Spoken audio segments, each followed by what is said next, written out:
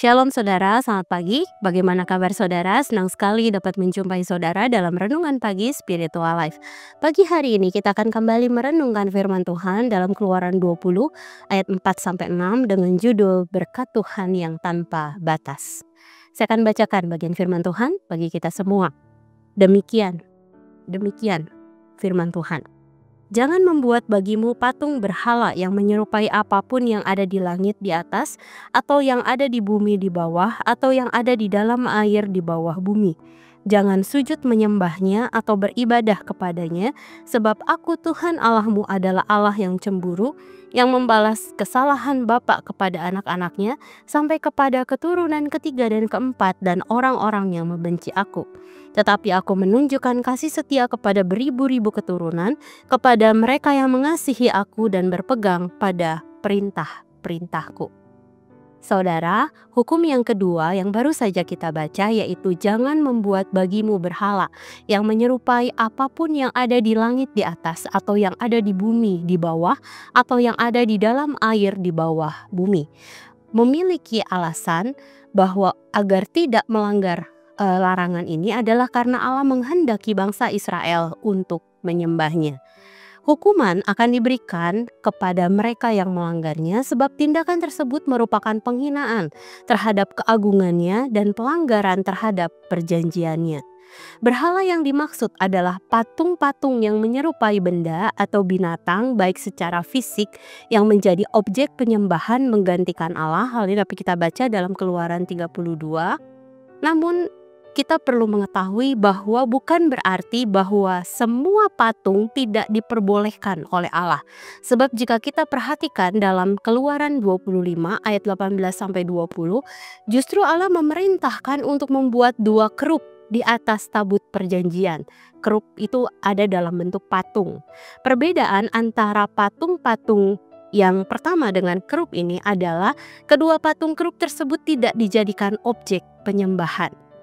Hukuman yang diberikan bagi mereka yang melanggar adalah membalaskan kesalahan bapa kepada anak-anaknya, kepada keturunan yang ketiga dan keempat.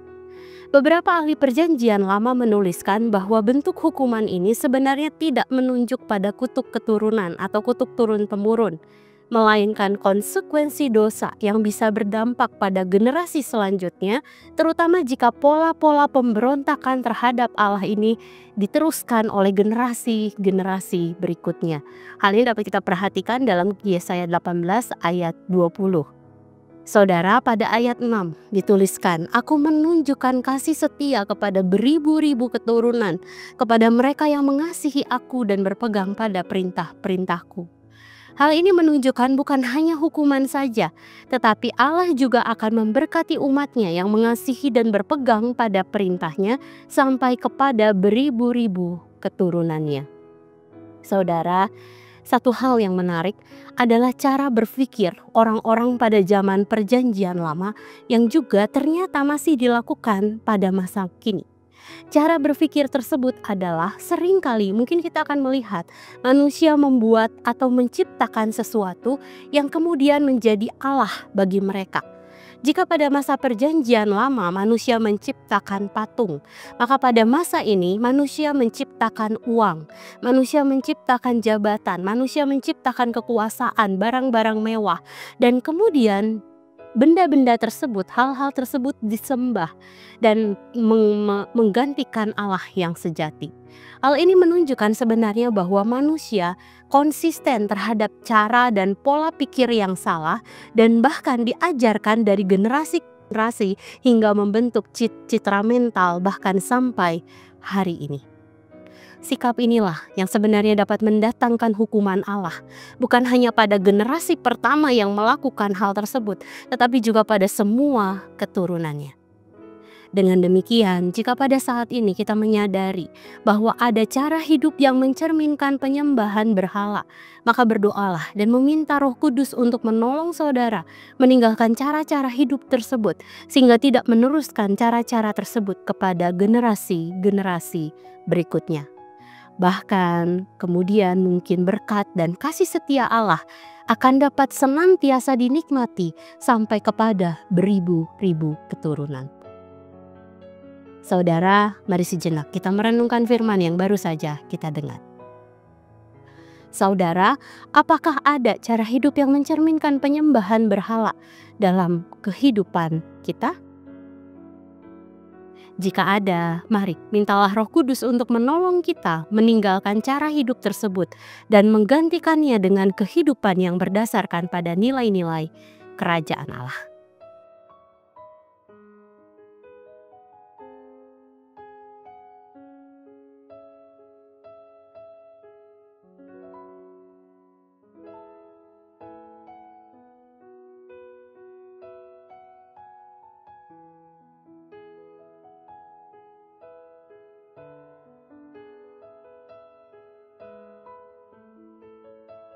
Demikian firman Tuhan hari ini. Mari kita berdoa. Tuhan, kami bersyukur, kami sungguh berterima kasih Engkau kembali memeriksa hati kami Tuhan pada pagi hari ini Tuhan.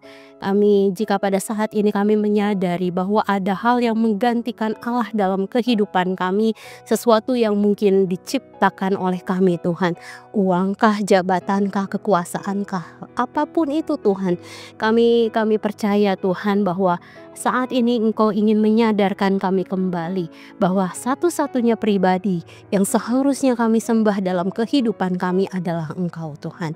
Mari buat hati kami Tuhan menjadi semakin rendah hati kami menjadi semakin lembut Tuhan untuk menerima teguran, koreksi Tuhan, apapun yang Allah berikan kepada kami pada hari ini Tuhan, sehingga kami semakin berkenan di hadapan-Mu. Terima kasih Tuhan. Kami mau serahkan pertumbuhan iman kami kepada Engkau. Dan bila sebentar Tuhan kami mau memulai hari yang baru ini, kami mau serahkan hari ini ke dalam tangan kasih-Mu. Biar Allah yang menolong kami di dalam segala hal yang akan kami kerjakan. Terima kasih Bapa. Dalam nama-Mu Tuhan Yesus kami berdoa, kami mengucap syukur. Haleluya. Amin. Selamat pagi saudara, selamat beraktivitas. Tuhan Yesus memberkati.